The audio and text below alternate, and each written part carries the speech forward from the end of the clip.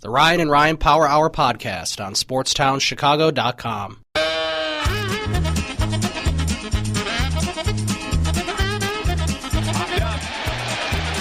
2015 begins with a victory. With a 10-1 victory over the Chicago White Sox.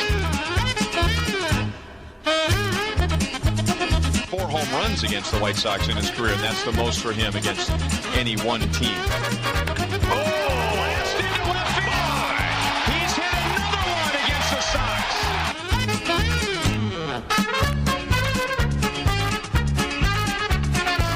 To Hosmer.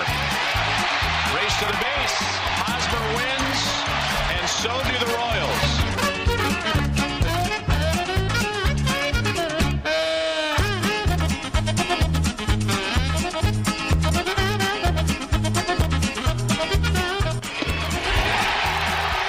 And now a sweep to begin 2015.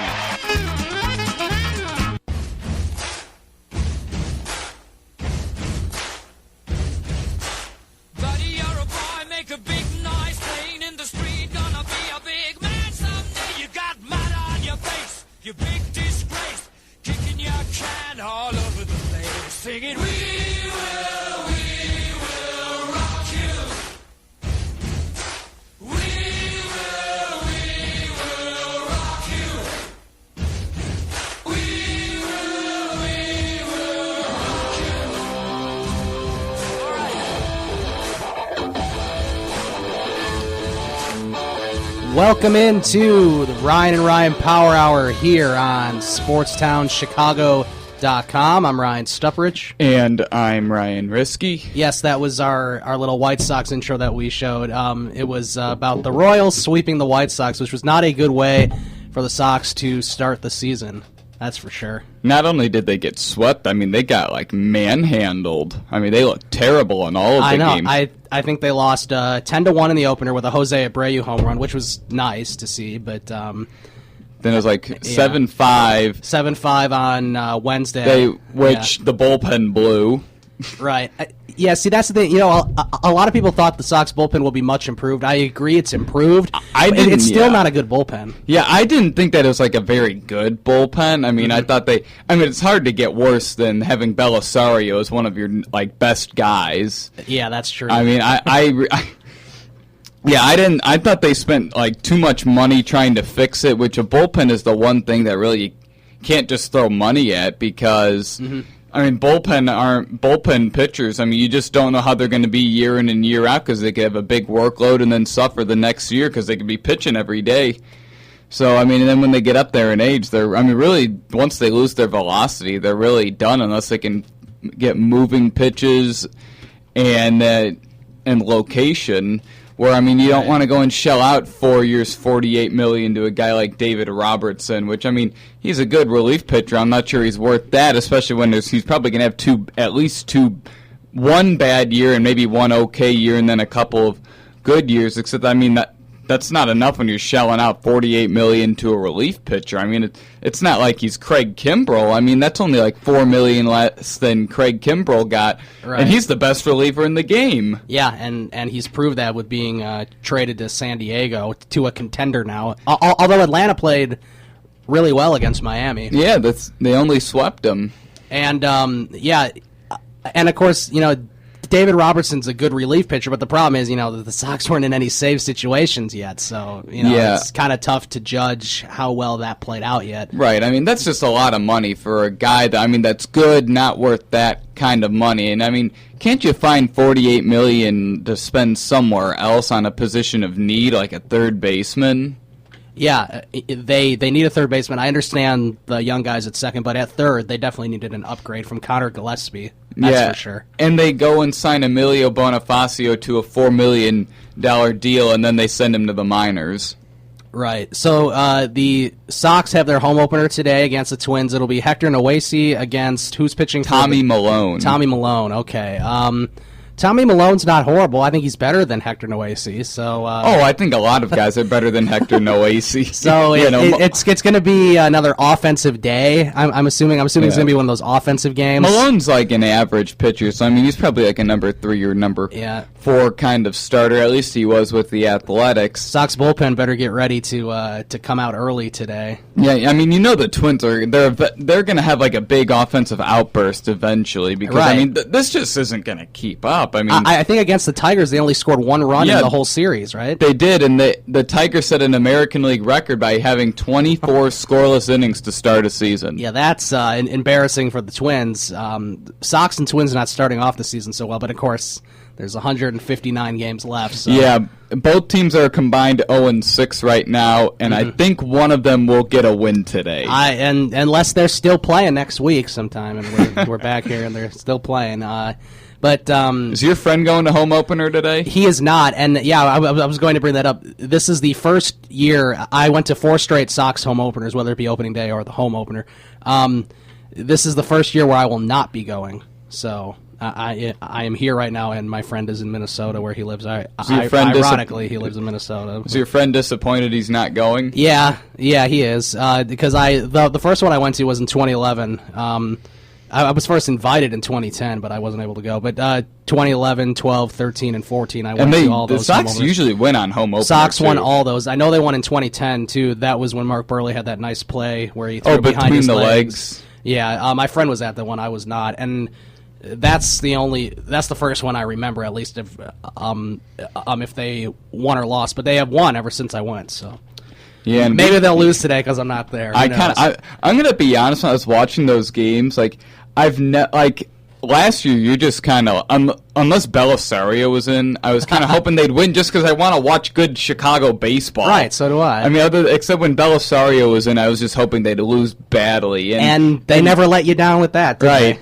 They? And now, since I'm expecting the Cubs to be better, I'm just kind of like, I really hope the White Sox are bad just to shove it in the White Sox fans' faces that think that their GM had an MVP off season. I think what happened is, Sox fans jumped the shark, which they tend to do a lot, but they jumped the shark. They're like, oh, look at all the offseason moves we made. Well, guess what?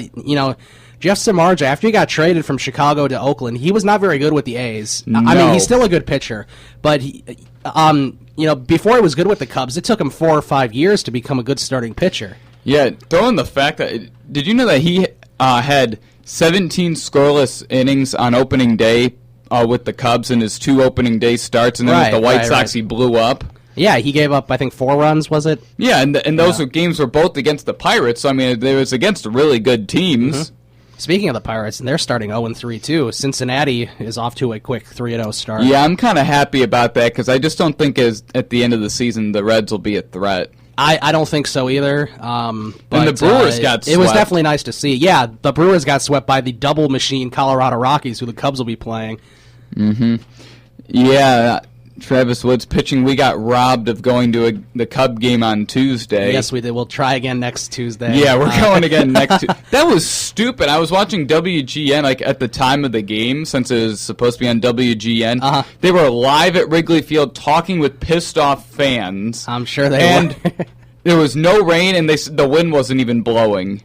Yeah, there was no rain. I don't think it rained until midnight that night, Yeah, into early Wednesday morning. And it's not like it was 50 below zero and they canceled it because of the cold. No, it was 40 degrees. It's not like what we had 2 nights ago where your neighborhood was flooded or whatever happened. So, yeah. That's not good. And I drove home, it was pouring down rain last night. It was bad. It was really bad. Tornado-like conditions. Yeah. And there was a big tornado in the Rockford area, not by us, thankfully. But. Yeah. That was disappointing. I was looking forward to seeing Arrieta pitch against the Cardinals. I mean, I'm going to be honest, Arrieta, I can't remember the last Cubs starter. I think it may have been Dempster just in the 2008 season, where I'd look at the pitching schedule and be like, the Cubs are winning that day just because he's pitching. And last year, every game Arrieta pitched, you knew they were going to win unless they didn't score. Especially at Wrigley Field, too. Right, yeah. I mean, the only bad game he had was in Colorado. Right, which, I mean, I wonder why. That's a launching pad. Yeah, that launching pad. That was the only bad game he had, really. I mean, and he had the third was number 3 among NL starting pitchers in batting average against. He was only behind Kershaw and Cueto. Yeah. So he was the 3rd toughest pitcher to hit off of last year, and it doesn't look like that's changing this year because he had another good game, which we will be seeing him again on Tuesday. Yes, we will. I was surprised that Colorado was able to sweep Milwaukee. I know Milwaukee's not supposed to be very good, but I was surprised. They still have a pretty darn good offense, and they weren't able to do anything. I was really. surprised how good the Colorado pitching staff did because their Jordan staff Lyles, is like bad. he just came up and did well. Kyle Kendrick threw 7 shutout innings. That I promise you will not happen again. That's probably the best game of his career. I mean, it could be. I mean, he did nothing with Philadelphia. Where did that come from? I mean, I'm sure once he makes his first start at Coors Field, that'll change. Yeah. Let's see. He'll be pitching either Saturday or Sunday. I'm not sure which. I think he's pitching Sunday. Sunday, yeah, against Hendricks. Yeah, and Hamill pitches Saturday. Travis Wood today. So yeah, I'm kind of worried about Wood today, just because he's not the kind of pitcher that is built to win at Coors Field, because he throws one of the slowest fastballs in the game. He's more about location, and they've got some big bats that will hit the baseball hard. Yep. So hopefully the Cubs bullpen will continue to be good today, as they were great in the St. Louis series. Yeah, they have not allowed a run. And I mean, the starting pitching really wasn't terrible. I mean, Lester, it was his Wrigley Field debut. It was 3 runs. It was okay. No Cubs pitcher does good in their Wrigley Field debut. I mean, that's just too many nerves and jitters going on. I mean, I remember in 2007, Ted Lilly and Jason Marquis both made their debuts on the road against Cincinnati and Milwaukee, respectively, and both of them had phenomenal games. And then their Wrigley debut, and they both just bombed out. Right. What we're going to do now is we're going to take a quick break. We will come back. We're going to talk more about the Cubs and Sox, but we're also going to take a look at our fantasy league right now, as me and Ryan Risky are in a very close game. We should be tied. I picked up a guy and I forgot to start him, and he got 2 points yesterday. Okay, he got 2 points. Yeah, because I'm up by 2 points. You'll definitely take the lead today because you have 2 starting pitchers going. I have none today. So you'll take the lead after today, but we'll take a look at the scoreboard in our fantasy league. And you're listening to Ryan and Ryan here on SportsTownChicago.com. The Ryan and Ryan Power Hour podcast on SportsTownChicago.com.